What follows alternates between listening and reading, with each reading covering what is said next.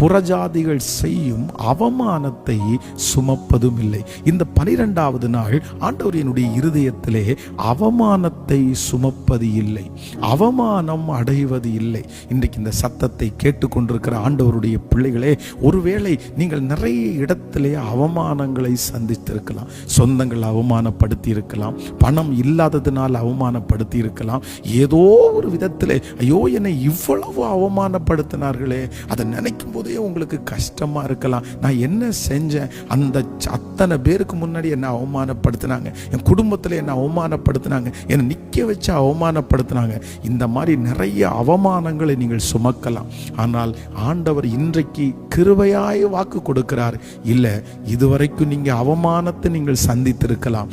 இனி ஆண்டவர் அந்த அவமானத்தை மாற்றுவேன் என்று கர்த்தர் வாக்கு கொடுக்கிறார். உங்கள் பிள்ளையின் மூலமாய் ஒரு அவமானம் வந்திருக்கலாம்.